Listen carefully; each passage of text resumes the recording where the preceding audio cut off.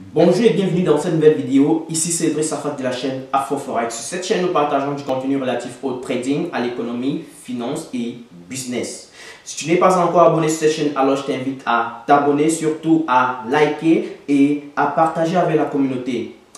Pour le compte de cette nouvelle vidéo, on va aller en détail sur les plateformes qu'on doit utiliser pour pouvoir placer nos ordres d'achat et de vente. Et pour la circonstance de cette vidéo, on va entrer dans les détails particuliers de la plateforme MetaTrader 4. On va aller vraiment dans tous les contours possibles, imaginables, essentiels surtout, qui vont t'aider à pouvoir te familiariser avec cette plateforme.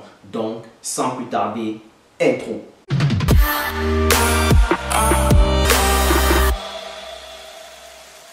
Très bien, dans ce chapitre, on va voir ensemble comment utiliser la plateforme MetaTrader 4. Comme on l'a vu au chapitre précédent, on s'est rendu compte que MetaTrader 4 est l'une des plateformes les plus utilisées lorsqu'il s'agit du marché des devises. Et en plus de cela, c'est une plateforme gratuite.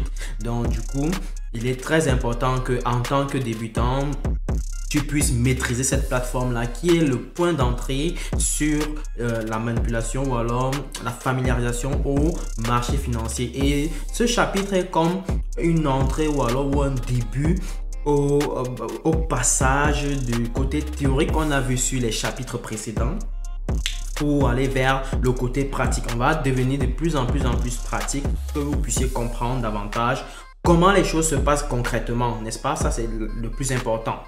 Et avant d'entrer dans le vif du sujet, je voudrais tout simplement rappeler que je fais les vidéos lundi, mercredi, vendredi. Et dimanche, je fais un live afin de répondre à vos questions, afin de revenir sur certains sujets qui n'ont pas été peut-être bien détaillés et où les gens ont certainement posé des questions précises. Donc voilà, je t'invite bien entendu à t'abonner si tu es nouveau et surtout à liker et à cliquer sur la cloche de notification pour ne pas rater les prochaines vidéos. Comme ça, dès lors que je publie, tu reçois la notification dans ton téléphone et tu peux donc du coup cliquer la vidéo et la regarder. Donc sans plus tarder, on va lancer les choses. Et pour ce chapitre, voici les éléments qu'on va essayer de décliner. Dans l'entrée de jeu, on va essayer de voir comment installer MetaTrader 4. Deuxième point, on va essayer de voir comment utiliser quelques outils importants, donc les outils importants de la plateforme MetaTrader 4. Ensuite, on va essayer de voir ensemble comment utiliser les indicateurs techniques, c'est-à-dire comment installer les indicateurs techniques sur notre graphique. Donc si on a un graphique, comment installer cet indicateur technique. Et pour rappeler ici, un indicateur technique n'est rien d'autre que un outil de confirmation ou d'information sur le contexte du marché. Ça, on va le résumer ici. C'est un outil statistique qui nous permet d'infirmer ou confirmer si on est dans certaines conditions de marché. Quand je parle de conditions de marché, ça peut être des conditions de tendance ou alors des conditions de cycle. Donc du coup, en quatrième point, on va essayer de voir comment créer un template qui va être utilisé plus tard. Et enfin, on va voir comment placer un ordre d'achat ou de vente sur la plateforme MetaTrader 4. Donc, sans plus tarder, on va donc commencer avec le premier point.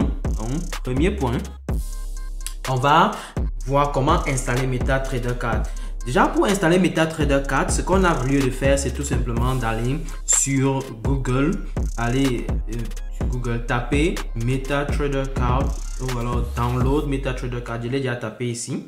Donc, vous allez voir download MetaTrader 4 for PC, n'est-ce pas? Vous tapez ainsi et du coup, vous allez avoir une liste de propositions. En premier, vous allez voir par exemple le site web de MetaTrader 4. N'est-ce pas, qui vous propose de download. Vous pouvez directement cliquer sur le site, sur le lien et il va vous proposer directement de télécharger MetaTrader 5. C'est une nouvelle version de MetaTrader 4 qui a été proposée, qui est en train d'être vulgarisée de plus en plus.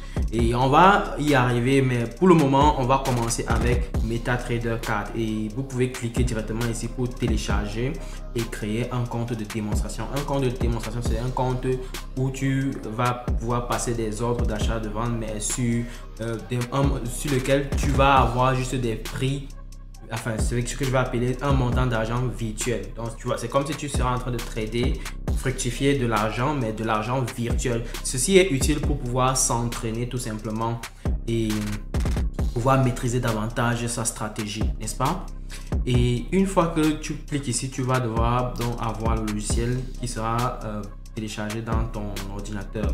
Juste à titre de rappel ici, c'est que, donc je vais retourner d'abord ici. À titre de rappel, MetaTrader 4 fonctionne sur toute version de Windows. Donc vraiment, si tu as Windows, c'est parfait. Mais si tu as un MacBook, je te conseillerais je te dirais que déjà que si tu utilises la version Catalina de MacBook, ça ne va pas marcher, n'est-ce pas? MetaTrader 4 avec les nouveaux changements ne fonctionne plus avec la version Catalina de MacBook. Donc les nouvelles versions de MacBook, pour pouvoir avoir ton MetaTrader 4 dessus, tu dois installer un logiciel qu'on appelle Parallel. Parallel te permet en fait de pouvoir installer le serveur Windows dans le système d'exploitation Windows dans MacBook. Et là, du coup, dans ce système d'exploitation, tu pourras installer MetaTrader 4. Bon, moi, personnellement, j'ai expérimenté cela et moi, ça ne m'a pas véritablement plu parce que c'est trop, ça prend en termes d'espace dans l'ordinateur et c'est assez embêtant. Donc, voilà pourquoi c'est préférable d'aller directement avec Windows, n'est-ce pas? Donc, voilà. Et du coup, à côté de MetaTrader 4 qui propose ici, vous allez voir également d'autres brokers ou alors courtiers qui proposent également de télécharger. Donc, tu peux directement télécharger soit avec MetaTrader 4, soit directement avec un courtier quelconque ici. Et quel que soit le courtier que tu vas choisir, ce sera quasiment la même procédure, d'accord? Donc ici, je vais cliquer, j'ai eu l'habitude de télécharger avec XM. Donc on va cliquer sur XM, n'est-ce pas? Quand tu cliques sur XM, ça te propose tout simplement d'ouvrir la boîte de dialogue de XM où tu pourras en fait télécharger MetaTrader 4. Et là, du coup, tu peux voir ici, Why MT4 is better. Donc, il te propose directement de télécharger ici et tu cliques sur le bouton Download, n'est-ce pas? En cliquant, tu vas obtenir directement le logiciel. Donc, tu cliques, ça télécharge, n'est-ce pas? On va voir que ça télécharge. Moi, je l'ai déjà téléchargé. Et tu peux maintenant cliquer sur le bouton. Une fois que c'est téléchargé, tu peux maintenant cliquer sur le setting afin de pouvoir installer. Donc, vous voyez que c'est déjà téléchargé. Je peux cliquer donc ici pour pouvoir installer mon MT4, n'est-ce pas? Et je peux cliquer Yes et voilà, ça continue. Ça va commencer à installer. Et là, du coup, une fois que ce sera fait, ça va te proposer de cliquer sur Finish ici, n'est-ce pas? Et voilà, tu peux cliquer donc sur Finish ici et tu auras donc ta plateforme qui sera installée déjà dans ton ordinateur. Et tu vas donc au bureau de ton ordinateur, tu vas voir XM ici, n'est-ce pas? XM MT4. Donc tu peux double-cliquer dessus et en double-cliquant dessus, qu'est-ce qui se passe? Ça va ouvrir donc une boîte de dialogue qui te permet de voir en fait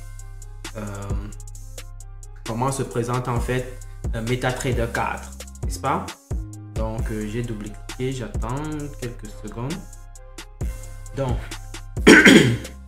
donc voilà, on y est avec la plateforme. Une fois que tu as téléchargé, tu peux ouvrir maintenant la plateforme comme je disais.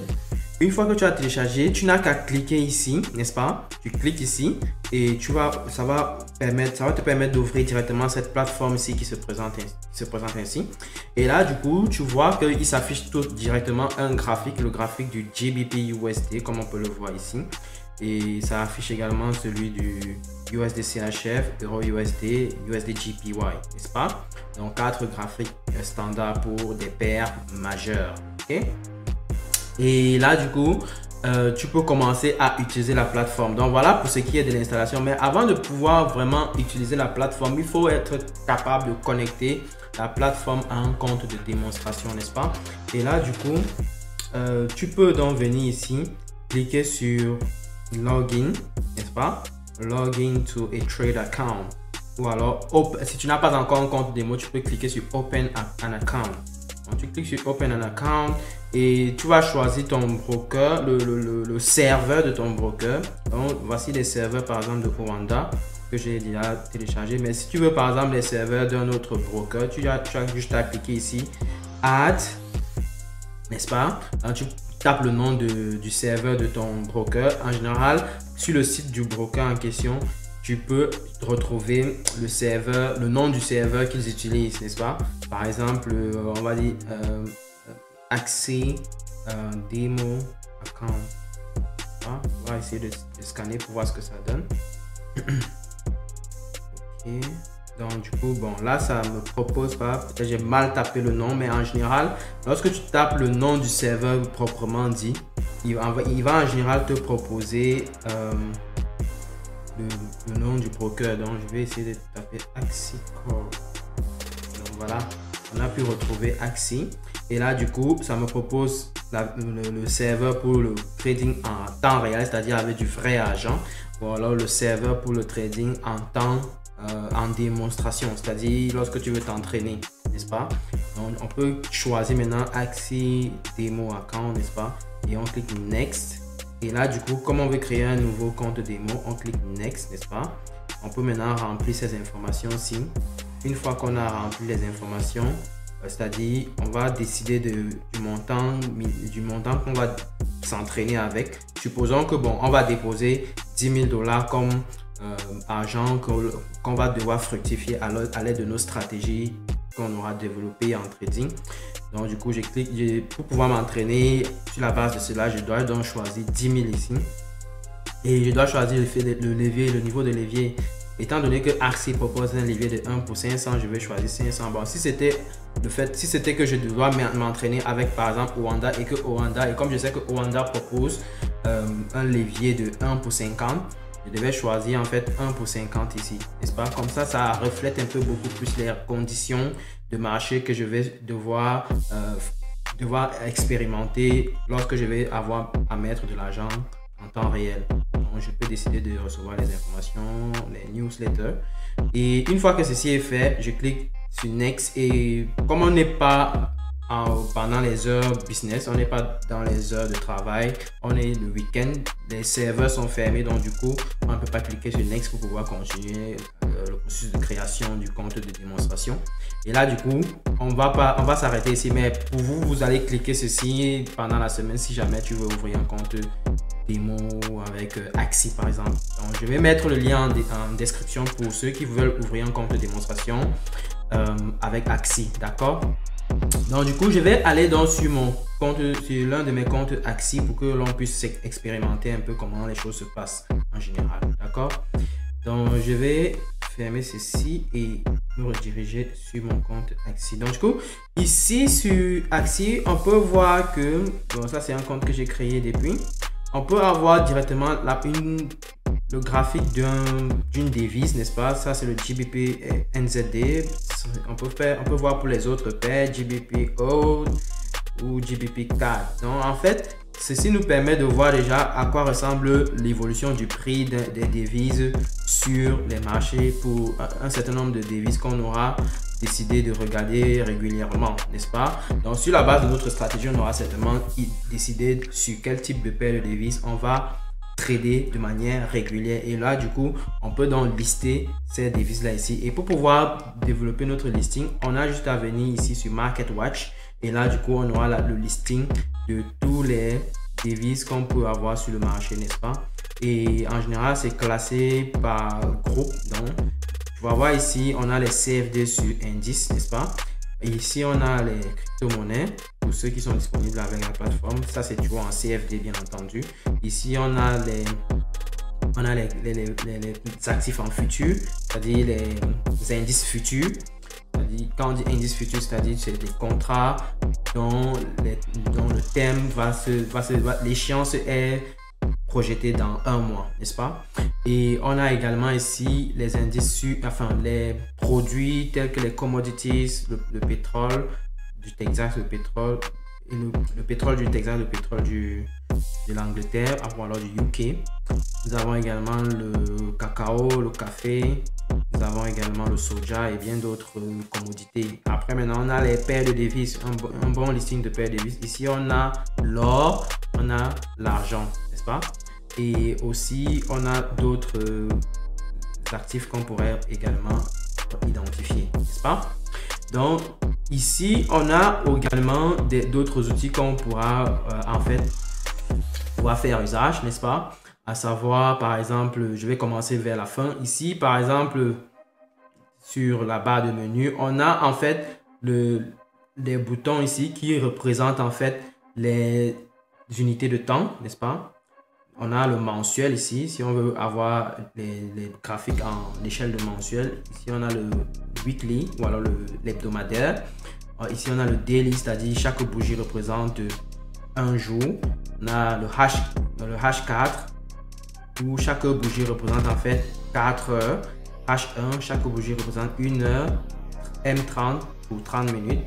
M15 pour 15 minutes, M5 pour 5 minutes et enfin M1 pour 1 minute. Donc chaque bougie ici représente 1 minute lorsque je suis en unité de temps M1, n'est-ce pas? Ensuite, on a d'autres outils qui peuvent être vraiment indispensables dans nos analyses. Je vais revenir un peu pour 1 heure pour avoir quelque chose d'un peu plus simpliste. Donc, je commence par le curseur. Le curseur nous permet tout simplement de se déplacer tel que vous voyez en glissant simplement sur ma souris. Je peux glisser à gauche ou à droite selon ma convenance, n'est-ce pas, pour me déplacer et voir un peu le graphique, comment ça se présente. Ensuite, on a le cross-share. Le cross-share nous permet tout simplement de pouvoir faire les mesures des distances de déplacement de prix. Donc, ça nous permet de pouvoir mesurer et anticiper peut-être à quel niveau le prix peut être peut-être atteindre en termes d'évolution et du coup ça nous permet d'anticiper sur nos décisions d'achat ou de revente, donc faire une sorte de gestion de risque, n'est-ce pas? Donc je peux cliquer sur crochet ici, n'est-ce pas, et là du coup j'aurai l'occasion de pouvoir mesurer en fait les distances de déplacement. C'est par exemple, supposons que j'étais ici et que je supposais que j'anticipais que le prix de GBP4 devait descendre jusqu'à ce niveau où on a la ligne bleue, n'est-ce pas? Alors du coup, je peux mesurer et dire, bon ok, le GBP4 pourrait potentiellement descendre jusqu'à atteindre un certain nombre de pips. En général, on va évaluer en termes de pips, comme j'avais déjà précisé au chapitre 2. Donc si tu n'as pas vu le chapitre 2, je t'invite à aller retourner au chapitre 2, deuxième vidéo de la chaîne. Deuxième et troisième vidéo de la chaîne, ça donne vraiment toutes les bases, n'est-ce pas? Donc du coup, ici, on va devoir voir comment est-ce qu'on mesure la distanciation en termes de pips. Et pour avoir cette distanciation, la valeur en pips de cette distance-là, qu'est-ce qu'on fait? On va regarder en fait les chiffres qui s'affichent en fait tout près de mon curseur, n'est-ce pas? Il y a donc le chiffre qui se trouve entre les slash, n'est-ce pas? Le nombre qui se trouve entre les slash est le nombre qui va représenter en fait la distance de déplacement entre le point de départ où se retrouve mon crochet et le point d'arrivée là où je me retrouve actuellement, n'est-ce pas? Et là du coup, pour avoir le nombre de pips qui s'est réalisé à l'effet de ce déplacement là, on a juste à prendre la valeur qui s'affiche entre les deux slash que l'on peut voir ici, et donc retirer le quatrième chiffre et récupérer juste les 3 premiers chiffres. Et là du coup on va dire qu'il y a eu un déplacement de 173 pips, parce que en réalité lorsque vous voyez c'est écrit 1733, mais ce qu'on va dire, on va interpréter ceci comme un déplacement de 173 pips, n'est-ce pas? Donc on va dire que le GBP4 a baissé de 173 pips tout simplement. On va faire pareil ici à la hausse. Si par exemple on voulait mesurer la distance entre ce point de départ et ce point d'arrivée, on va dire que le GBP4 a expérimenté une hausse de 183 pips. Donc on laisse le 0 du 1830, on récupère juste les 3 premiers chiffres et là du coup on dit que GBP4 a expérimenté une hausse de 183 pips. Très bien. Donc ensuite maintenant on a les barres verticales. Les barres verticales nous permettent d'avoir une sorte de séparation qui sont souvent aussi utiles à l'effet de pouvoir analyser notre graphique. Donc par exemple, je peux identifier certains comportements et là du coup je veux repérer comment ça se passe chaque jour, ce type de comportement là. Est-ce que ce comportement est régulier, n'est-ce pas? Ou alors est-ce que ce comportement là est juste un effet de hasard ou alors un effet ponctuel? Et ensuite, on a la ligne horizontale qui nous permet de placer souvent ce qu'on appelle les supports résistance. Et les supports résistance ici sont tout simplement les niveaux psychologiques que les traders observent, ou alors on va se rendre compte qu'à ces niveaux-là, le prix a une résistance à continuer à la baisse, ou alors une résistance à continuer à la hausse. Par exemple, ici, le prix descendait et du coup, on voit qu'une fois que c'est arrivé sur cette ligne bleue qu'on vient de tracer, il y a une résistance à continuer à la baisse et ça continue maintenant à la hausse, ça repart à la hausse. Et une fois que c'est arrivé ici, il y a eu une sorte de résistance avant d'expérimenter une cassure forte vers la hausse afin de revenir encore à la baisse, n'est-ce pas? Donc voilà un peu à quoi va être utile les lignes horizontales, à repérer les niveaux psychologiques de prix, n'est-ce pas? Et ensuite, on a les lignes horizontales, obliques, qui nous permettent d'identifier les tendances baissières ou haussières, n'est-ce pas? On va pouvoir les tracer plus tard, mais ça, ce sera l'objet d'un autre chapitre, n'est-ce pas? Où on va apprendre à tracer les canaux qui nous permettent de détecter en fait les tendances baissières ou les tendances haussières, n'est-ce pas?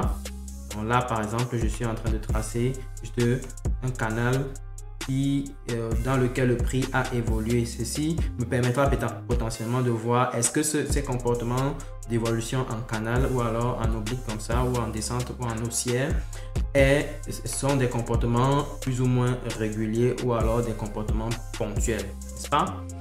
Ensuite, on a ce qu'on va appeler le retracement Fibonacci. Le retracement Fibonacci nous permet d'avoir des zones psychologiques potentielles que le prix pourrait où le prix pourrait potentiellement expérimenter une résistance à la hausse ou à la baisse selon nos prédictions. Donc par exemple ici j'ai placé d'ici à là, on voit qu'il y a des niveaux psychologiques tels que ici par exemple, on peut voir qu'ici le prix a résisté ici, ça a résisté ici, ça a résisté ici et ça a résisté également ici en haut. Donc ça permet de faire parfois des prédictions sur les potentiels niveaux psychologiques qu'on pourrait avoir comme niveau de résistance à l'évolution du prix. Et on va voir, ceci fera l'objet de toute une vidéo. Ça a beaucoup d'informations que ça fournit. Donc du coup, je ne peux pas en une seule vidéo telle que présentée ici le faire. Donc aujourd'hui, c'est juste pour voir comment utiliser la plateforme MetaTrader 4. Et après, on pourra entrer en vigueur un peu plus en détail sur les outils. N'est-ce pas? Donc ici, on continue avec la familiarisation. Et cet outil-ci n'est rien d'autre qu'un outil permettant d'avoir une meilleure visibilité sur le graphique. Par exemple, quand je clique ici, ça me donne cet écart qui nous permet de faire une prédiction sur comment le prix pourrait se comporter pour les jours à venir, n'est-ce pas?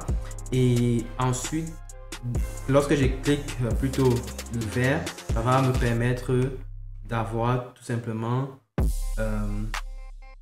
le dernier prix le plus éloigné possible, n'est-ce pas, qu'on pourrait avoir sur notre graphique, n'est-ce pas? Je vais revenir avec cette forme-ci. En général, moi, je clique ici juste pour garder cet espace-ci afin de faire les prédictions pour les prochains jours, les prochains mois, n'est-ce pas? Les prochains jours ou alors les prochaines heures même. Très bien. Donc, du coup, on a maintenant ici le zoom in, zoom out. Donc, zoom in permet de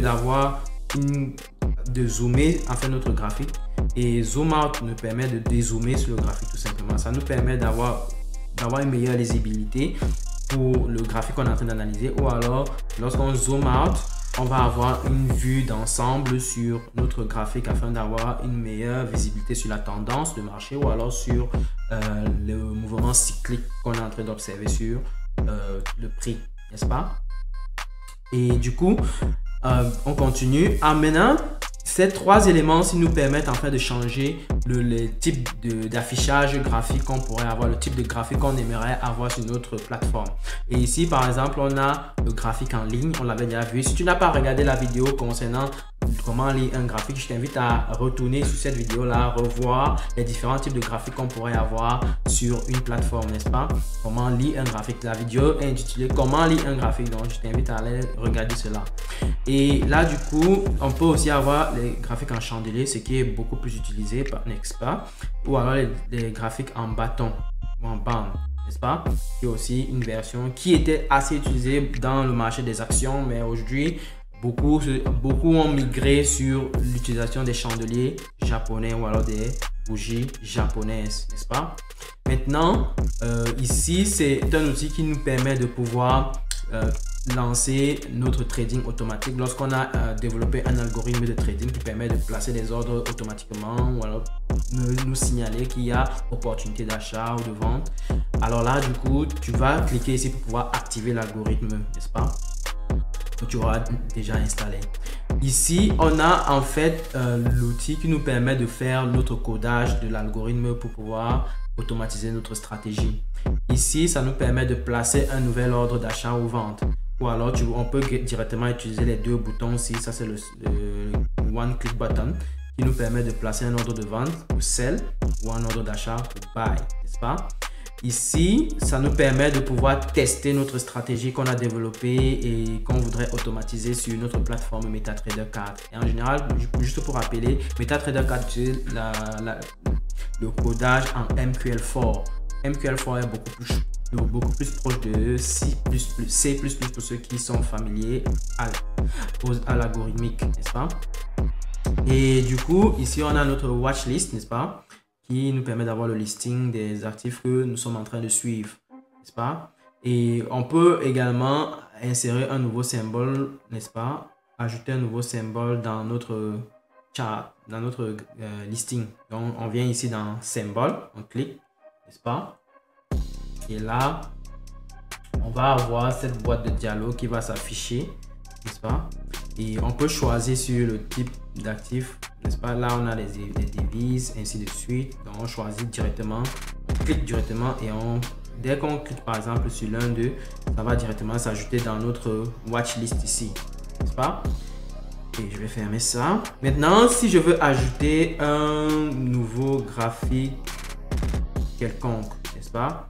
Supposons que le nouveau graphique que je voudrais ajouter à mon listing, c'est, disons, le franc 40, dans le CAC 40. Donc là, du coup, je viens, je clique dessus dans mon listing, je fais clic droit, je dis Chart Window, n'est-ce pas? Je clique sur Chart Window. Donc, quand je clique sur Chart Window, on voit que le graphique s'affiche et le graphique est hyper laid, n'est pas du tout agréable à voir, ça pique aux yeux. Et comment faire donc pour configurer cela afin de pouvoir avoir quelque chose de plus agréable? Ce que j'ai fait à faire, c'est tout simplement faire un clic droit, aller dans Propriétés et du coup aller sur Common. Et ce que je dois faire d'entrée de jeu, c'est de placer les grilles de séparation de journée. C'est important pour pouvoir savoir que, ok, là, on est en train de passer d'une journée à une autre, c'est-à-dire d'une session à une autre.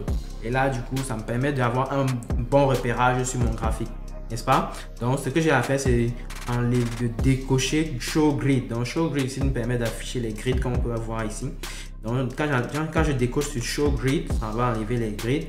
Maintenant, je dis Show Period Separator. Donc, du coup, en cliquant sur ceci, ça va me permettre en fait de pouvoir séparer chaque jour dans mon graphique, c'est-à-dire entre deux lignes en interrompu, je vais savoir que là on est dans une autre journée. Ok, donc là du coup quand j'ai ça, je peux cliquer sur OK pour voir déjà à quoi ça ressemble. Là on a bien sûr notre graphique qui nous affiche tout simplement les séparateurs de périodes. Je peux maintenant zoomer mon graphique afin de voir comment ça se présente. Là du coup on voit que ça ressemble déjà à quelque chose d'un peu plus digeste. Maintenant, l'idée c'est que on ne peut pas en fait pouvoir interpréter facilement notre graphique en voyant ces diagrammes à bande qui sont très piquants aux yeux. Donc du coup, on va essayer de modifier ceci en mettant des chandeliers japonais et en affichant la couleur verte si on expérimente une hausse et la couleur rouge si on expérimente une baisse. Donc du coup, on va essayer de faire cette modification et on va encore dans propriété en faisant notre clic droit. On va dans propriété, n'est-ce pas? On revient maintenant dans color. Maintenant, quand on dit bar up ici, ça veut dire que ça représente en fait la hausse. Et quand on dit bar down, ça veut dire la baisse. Donc, bar up ici, je vais choisir la couleur verte. Je vais choisir Sea Green. Sea Green, j'utilise beaucoup Sea Green. Et pour bar down, je vais choisir Crimson. N'est-ce pas? Clique là. N'est-ce pas? Et pour Bull Candle, c'est-à-dire bougie à la hausse, je vais choisir encore Sea Green, pas? Et pour Bearish Candle ou Bear Candle, je peux choisir encore Crimson pour garder la cohérence en termes de couleur. Et là, du coup, je peux cliquer sur OK, n'est-ce pas? Et maintenant, pour revenir en chandelier japonais, j'ai juste à cliquer ici. Boum. Et là, du coup, j'ai ma configuration qui me semble beaucoup plus agréable maintenant, n'est-ce pas? Et avec ça, je peux déjà commencer à avoir une meilleure visibilité. C'est plus digeste, c'est plus lisible, c'est plus agréable, n'est-ce pas? Et avec ça, je peux faire des analyses un peu plus clean. Et maintenant, comment est-ce que j'ajoute un indicateur technique? Donc, on a précisé ici qu'on va aussi voir comment ajouter un indicateur technique, n'est-ce pas? Donc, on va essayer de voir ça ensemble, n'est-ce pas? Donc, ici, je vais ajouter par exemple l'indicateur technique moyenne mobile. La moyenne mobile n'est rien d'autre qu'un indicateur qui capte en fait la moyenne du prix sur une certaine période et du coup ça nous permet d'avoir un certain filtrage sur la tendance que représente en fait le marché. N'est-ce pas? Est-ce qu'on est en tendance haussière? Est-ce qu'on est en tendance baissière? Est-ce qu'alors on n'a pas une réelle tendance sur le marché? N'est-ce pas? Et là, du coup, qu'est-ce que je fais pour pouvoir ajouter par exemple l'indicateur moyenne mobile? Ce que j'ai à faire, c'est tout simplement venir sur Insert. N'est-ce pas? Quand je clique sur Insert ici en haut, je vois Indicator. Je peux cliquer maintenant sur Trend puisque c'est un indicateur de tendance. Ça me permet de filtrer et voir comment la tendance se comporte. Et là, du coup, j'ai un listing d'indicateurs qui est proposé. Et comme moi, je m'intéresse à la moyenne mobile, je vais cliquer sur Moving Average. Donc, qui veut dire moyenne mobile. Et je crois que pour ceux qui ont fait économie, ils connaissent un peu ce que c'est que les moyennes mobiles. Donc, c'est ça qui se manifeste ici. Maintenant, en termes d'indicateurs techniques. Et là, du coup, je peux décider de représenter en fait la moyenne mobile sur les 200 dernières périodes, n'est-ce pas? Afin de pouvoir avoir un meilleur filtre sur la tendance de marché. Et là, du coup, on a plusieurs versions de moyenne mobile. On a la moyenne mobile simple, la moyenne mobile en lissage exponentiel pour ceux qui connaissent. Et la moyenne mobile lissée ou alors la moyenne mobile pondérée. Donc du coup, on va utiliser par exemple la moyenne mobile exponentielle qui est aussi une version très utilisée, n'est-ce pas, dans le contexte de marché des devises. Et on peut donner une couleur, j'utilise très souvent Deep Sky Blue, n'est-ce pas? Et aussi, vous pouvez vérifier si la moyenne mobile doit s'afficher sur certains time frames particuliers ou pas, n'est-ce pas? Là, du coup, moi, j'aime bien que ça s'affiche sur toutes les time frames possibles imaginables, n'est-ce pas? Donc, du coup, c'est coché tout le temps ici à All Time Frame. Et une fois que c'est fait, je peux donc cliquer sur OK. Mais aussi, vous pouvez avoir la moyenne mobile sur d'autres, calculer sur d'autres éléments. Par exemple, ici, quand on dit close, ça veut dire c'est les prix de clôture, sur les prix de clôture qu'on calcule. Si on dit open, c'est sur les prix d'ouverture. Si on clique high, c'est sur les prix maximum. Ou low, prix minimum. On peut aussi calculer sur les prix médians. Mais en général, le standard, c'est d'utiliser le prix de clôture parce que ça représente évidemment le niveau des prix qui est très souvent utilisé par les analystes, n'est-ce pas? Donc, du coup, on va cliquer sur OK. Et beaucoup plus tard, lorsque tu développes bien ta stratégie, tu peux maintenant faire usage des autres outils afin de voir quelle est l'approche qui optimise le mieux ou alors qui te permet de maximiser les gains, n'est-ce pas? Donc voilà, ça s'affiche directement, il s'affiche directement une ligne bleue, n'est-ce pas, qui représente en fait la tendance. En général, ce qu'on va dire, c'est que lorsque le prix est au-dessus de la moyenne, ça veut dire qu'on est en tendance haussière. Et lorsque le prix est en dessous, c'est-à-dire lorsque les bougies sont en dessous de la ligne bleue, on est en tendance baissière. Je peux dézoomer pour juste vous montrer un peu à quoi ça ressemble. Et lorsque je dézoome, vous pouvez voir que lorsque le prix est en train de descendre, on voit bien que le prix est réellement en dessous de notre ligne bleue qui représente en fait notre moyenne mobile. Donc ça nous permet de filtrer et de voir en réalité quel est le contexte de marché. Est-ce qu'on est en tendance haussière ou en tendance baissière? Et on peut voir par exemple ici qu'on est en tendance haussière ou alors ici on est en tendance baissière, n'est-ce pas? Et ensuite on a maintenant on peut maintenant aussi ajouter un indicateur qui permet d'avoir les cycles, de capter les cycles de marché, n'est-ce pas? Donc pour cela, on doit maintenant trouver ce type d'indicateur-là, ce sont ce qu'on appelle des oscillateurs. Et on revient encore sur Insert pour pouvoir ajouter. Et l'un des indicateurs phares qui capte les oscillations, c'est par exemple le RSI ou alors Relative Strength Index, n'est-ce pas? Et là, du coup, tu viens encore sur Indicator. Au lieu de cliquer sur Trend, tu cliques maintenant sur Oscillator, n'est-ce pas? Les oscillateurs nous permettent de capter, comme je dis, les cycles de marché. Et là, du coup, je peux maintenant cliquer sur Relative Strength Index. Et là, quand je clique sur Relative Strength Index, je peux donc venir ici pour faire les configurations qui me sont convenables selon ma stratégie. Et là, du coup, ici, je peux ajouter le nombre de périodes nécessaires pour faire le calcul. Donc, ça, si je veux vous donner un peu un ordre d'idée, le RSI mesure un peu la force, le rapport de force entre les acheteurs et les vendeurs sur le marché, n'est-ce pas? Ça, c'est juste pour vous donner un résumé. Mais ceci va faire l'objet d'une vidéo tout entière pour montrer comment utiliser de manière efficace ce type d'indicateur là, n'est-ce pas? Donc, voilà. Ici, on fait également les mêmes configurations. Est-ce qu'on veut calculer ça sur le closing price, open price, high, low, ainsi de suite. Et ou alors, on peut changer les couleurs pour choisir la couleur qui nous convient, n'est-ce pas? Si on ne veut pas le bleu.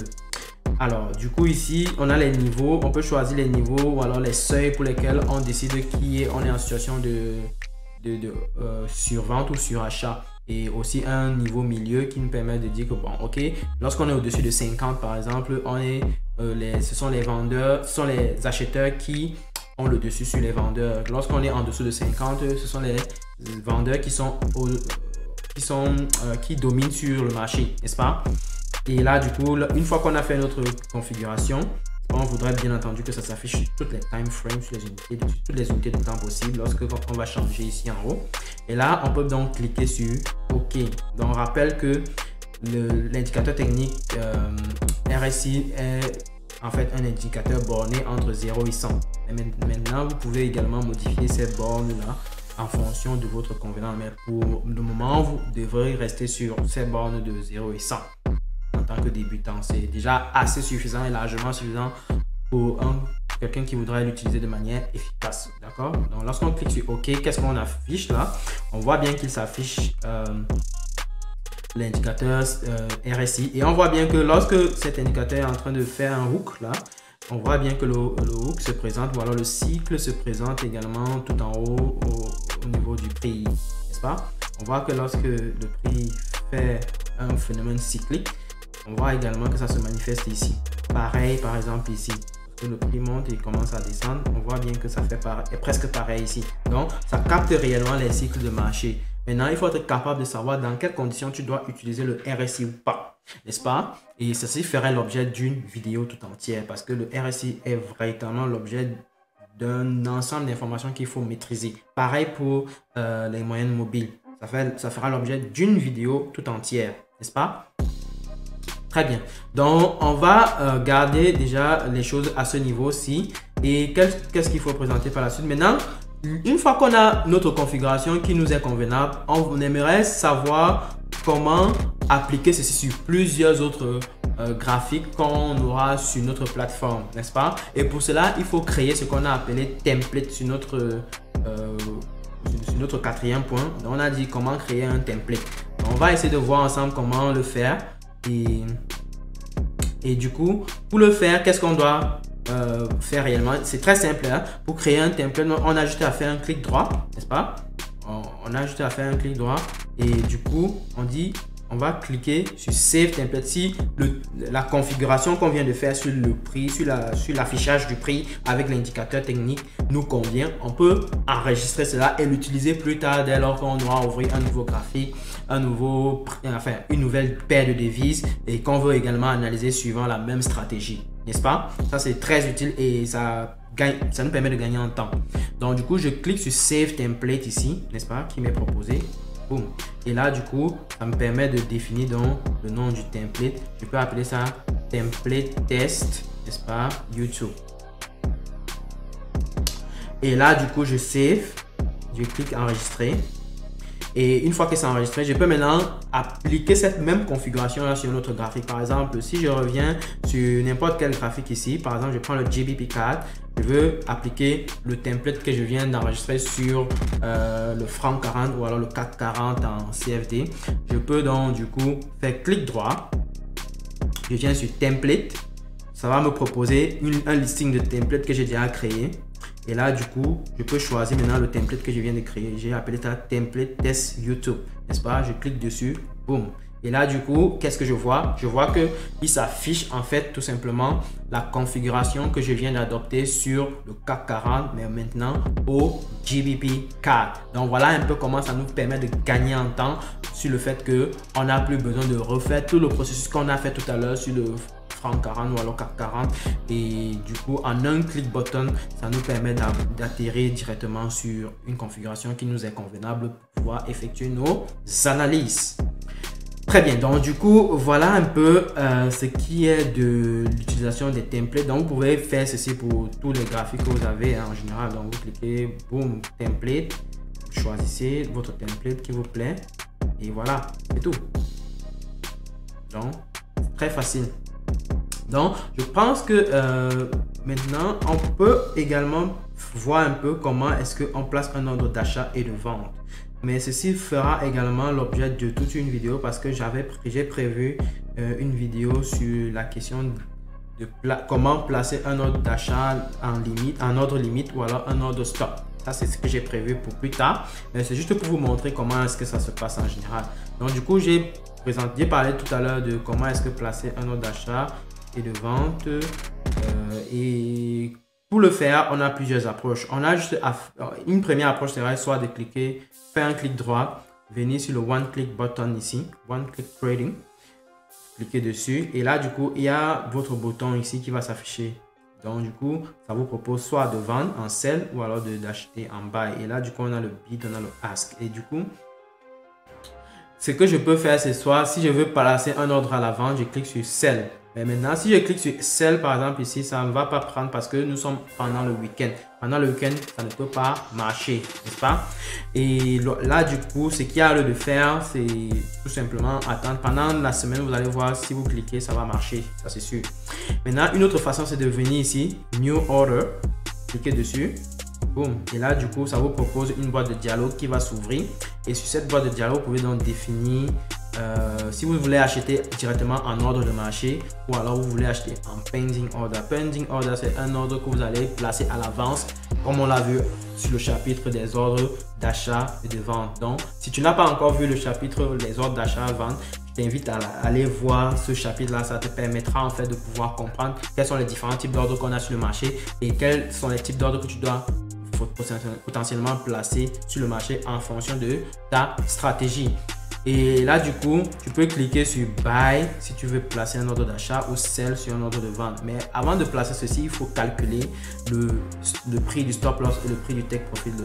À titre de rappel, le prix du stop loss n'est rien d'autre que le prix pour lequel tu penses que le marché est en train d'invalider ton anticipation à la hausse ou à la baisse, d'accord?